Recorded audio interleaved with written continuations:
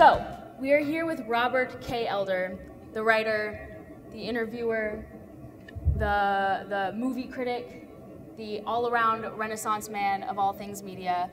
He does a lot of things, a lot of things. He's very busy, but he does all of them very well. We're going to talk about his book called The Film That Changed My Life, but I think it's important to say first that you are incredibly critically acclaimed. You are. You don't have to say it because that's embarrassing to say. But The Economist, just to name a few, The Economist, Harper's Magazine, the New York Review of Books, the New Yorker, you were on Last Call with Carson Daly, and this is all because of your wonderful writing.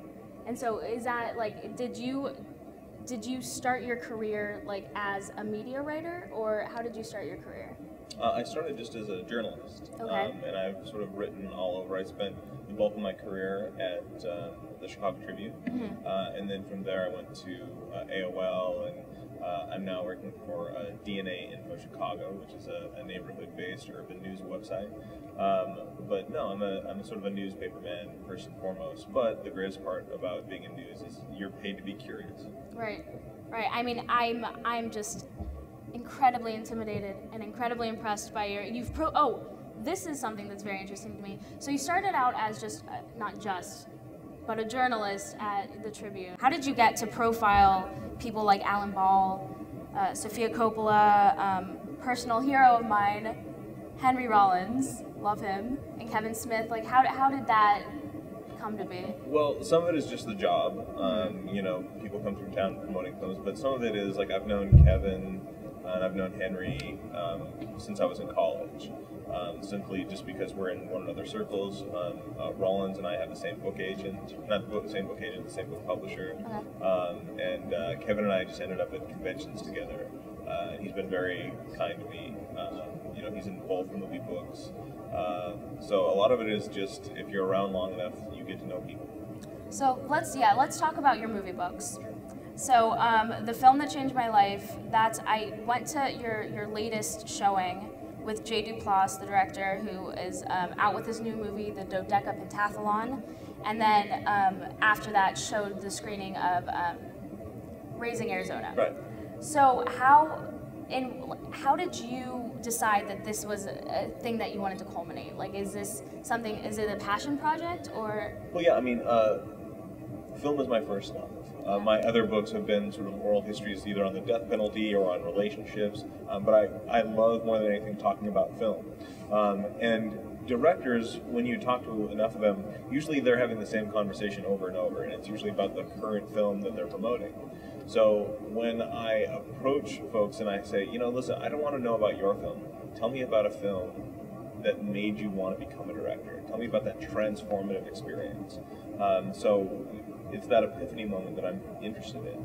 So, you know, I had 30 directors say yes, absolutely. It took me 7 years to put together. Wow. But, you know, we talked to everybody from John Waters to Richard Linklater to Peter Bogdanovich, and we thought it would just translate really well as a film series. So we've had 4 directors come through. John Waters kicked off the series here in Chicago with Wizard of Oz, and it's been going great ever since.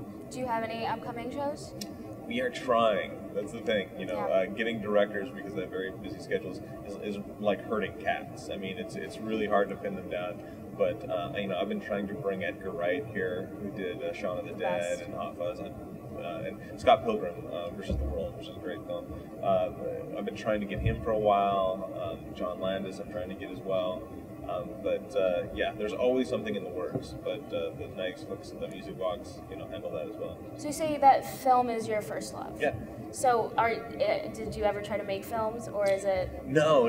I was brought up in Montana, and I was so far removed from the film industry. Like, you know, maybe if you like grew up in Seattle or you grew up even in California, then like being a director would be a like an attainable like dream. But for me, it was like. It was sort of like not even in my reality, you know, like I didn't know that there were film schools, all that sort of stuff. So, no. But I love talking about film and I love watching film. Is being part of the film process anything that you've ever considered? Well, I mean, I have worked on a film. I was an assistant, a production assistant for Robert Towne, who wrote Chinatown and whatnot, on a film called Without Limits in Eugene, Oregon. And it's about the runner Steve Prefontaine. It's a great film starring Billy Crudup and Donald Sutherland. I mean, it seems like with your book, The Film That Changed My Life, and your upcoming book, which is the best film you've never seen. The best film you've never seen. It seems like it's an interactive thing. You want to educate people about film, and I think that that's a very noble cause. Well, it's about joy and sharing love and sharing, you know, and the thing is, especially, you know, in both books, by the way, I don't personally love every film, right, but seeing it through the director's eyes, that made me appreciate it. It made me see it differently. Awesome. Like for example, John Dahl, this great director. He did Red Rock West and The Last Seduction and a lot of great films. He picked Twin Peaks Fire Walk with Me. It's, you know, it's the Twin Peaks movie, which was critically raked over the coals. It didn't do any business and whatnot, but he champions it and sticks up for it in such a way that made me appreciate it. So again, just seeing things through someone else's eyes can make you love it as well. Wow. Okay, well, thank you. It was such an honor to talk to you and meet you. Thank you for talking to us. Sure. This is Robert K. Elder. You can get his book anywhere. Anywhere. Everywhere. FilmChangeMyLife.com, Amazon. Get it everywhere, at all the places.